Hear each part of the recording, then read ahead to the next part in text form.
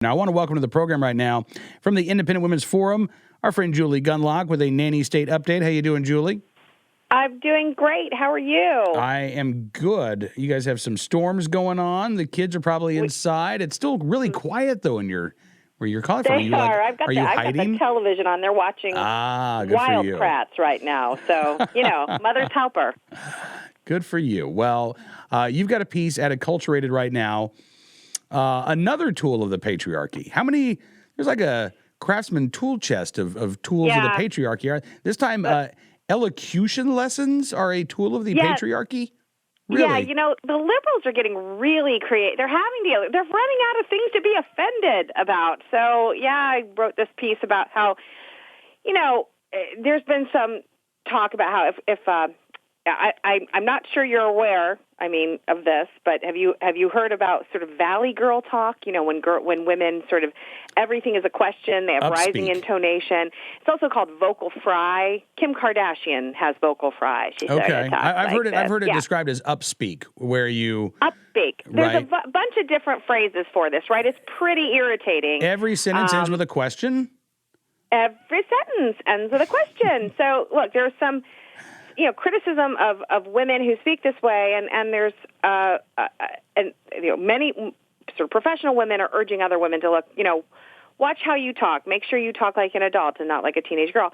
And so, of course, some feminist gets offended and says, no, this is just the way we speak, and you have to get used to it. What was really funny is I found that woman who said that, hey, buddy, you need to get used to the way I speak. If I have vocal fry or if I upspeak, rising intonation, everything's a question, then you need to get used to it. Well, that woman wasn't so nice when it came to Sarah Palin's speech patterns. And we all know Sarah Palin, she's from Alaska, and she has a certain accent.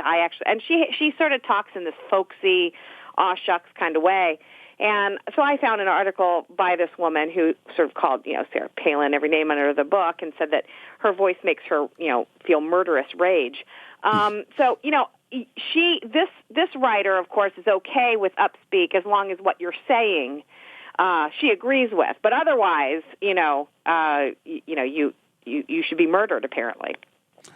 Apparently. Now that kind of, I got to say, that doesn't sound very empowering. Look, this is all against self-improvement. No, you don't. To suggest that women should want to improve themselves suggests that there's something wrong in the first place, and that's okay to admit. I used to speak that way, and I sort of learned to stop doing it. But, you think about Margaret Thatcher. She was Oxford educated. She was a brilliant mind, and she actually took elocution lessons because she said that she sounded shrill and that she wanted to deepen her voice and slow down and talk with more authority. So, Margaret Thatcher wasn't an idiot. She just didn't like the sound of her voice. And this used to be something that, like self-improvement and trying to sound more like an adult with more authority, this used to be good. And now the feminists think that you're somehow, trying to keep the woman down, I guess. I guess? I'm trying to engage in the upspeak there. What does that make? Remember that movie, the King's Speech, that came out a few years ago? What was that all about? Was that just? I guess that was about keeping the patriarchy in place. Well, he had a stutter. He actually had an actual problem speaking, and so he got training to help him breathe through that, and sort of train himself to speak without the stutter. And that indeed was, that's a true difficult condition to have and to work through, especially in those days. And of course, this is the king. He spoke to the British people on the radio. And so... But why, Julie, could they not just have accepted him the way that he was? Well, that's true. Right. Well, this is who he is. They should have just respected it. Exactly. And he should have seen no reason to work on something that may have bothered him, right? That's right. That's right. Well, see, this is the thing. It's the throwing out of standards. There are no standards. There is no good and bad. There is no better because everyone's great. It's just this sort of moral relativism, but taken to everything. There's just...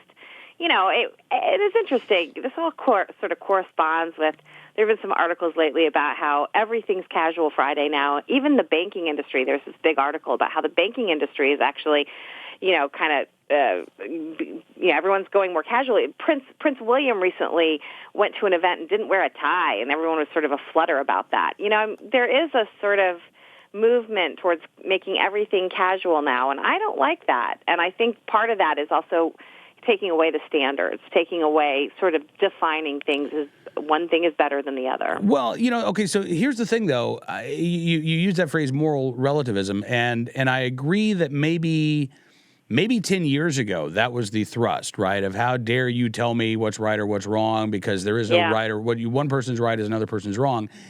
I think we're actually seeing a move away from that on the left now to actually there is right and wrong, and we're right and you're wrong, and you will never be a good person. You'll never be a wonderful American. You'll never be who you should be unless you do what we tell you to do.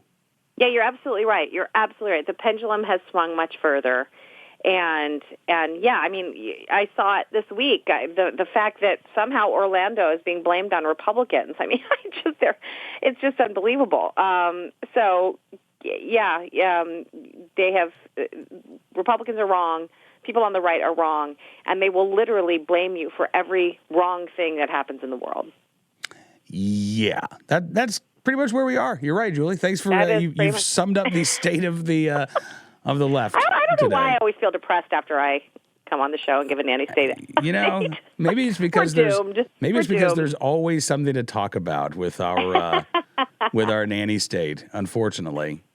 Well, listen, I appreciate you coming on the program. We'll let you get back to watching. What was it that you were watching with the kids? Wildcrats. Wildcrats. Oh, all right. I thought you said Thundercats for a second, and I was like, the classic. Well, listen. No, Wildcrats. It's a cartoon. And so was Thundercats, but Ah, okay. Yeah, no. I'm not aware of it. Really? All right. Well, we'll have I'm the one who admitted I haven't seen Caddyshack on your show. So I mean, there's like a whole universe of things that I have to come down to the farm, and you and Elaine can just sort of sit me down and show me the shows I need to watch. We will have like an 80s Film Fest weekend at some point this summer. Sounds good. All right, we'll talk to you soon. Julie Gunlock from the Independent Women's Forum. You can find her on Twitter at @jgunlock, and you can find her writings at iwf.org.